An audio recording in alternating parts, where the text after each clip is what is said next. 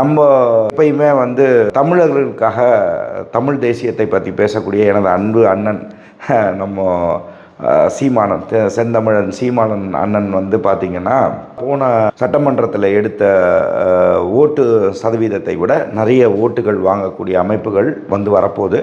ரொம்ப tough competition கொடுப்பாங்க. Tough competition அவர் போட்டியிடக்கூடிய தொகுதியில் பார்த்திங்க அப்படின்னா சிவகங்கை தொகுதியில் போட்டியிடுவார்.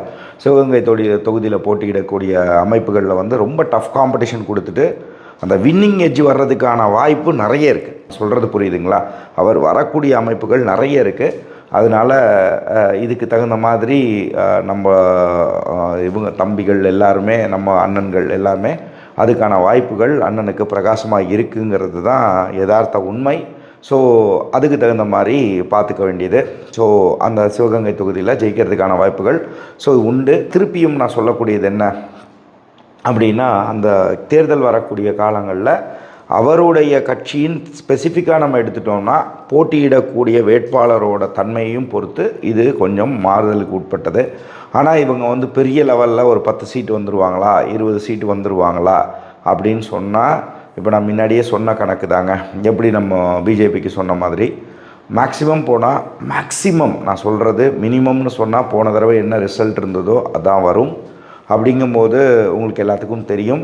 நான் திருப்பி சொல்கிறேன், பர்சனலாக அவரெல்லாம் எனக்கு தெரியும். இதெல்லாம் ஒரு பக்கம் இருந்தாலும் பட் ஜோதிட அடிப்படையில் எடுத்தோம்னா பார்த்திங்கன்னா போன தடவை என்ன இருந்ததோ ரிசல்ட் அது வர்றதுக்கான வாய்ப்புகள் அதிகமாக இருந்தாலும், பாசிட்டிவ் சைடில் எப்படி நம்ம பிஜேபிக்கு சொன்னோமோ அதே மாதிரி பாசிட்டிவ் சைடில் போனால் மேக்ஸிமம் பார்த்திங்கன்னா ஒரு 4 எம்எல்ஏ வரைக்கும் வர்றதுக்கான வாய்ப்புகள் உண்டு.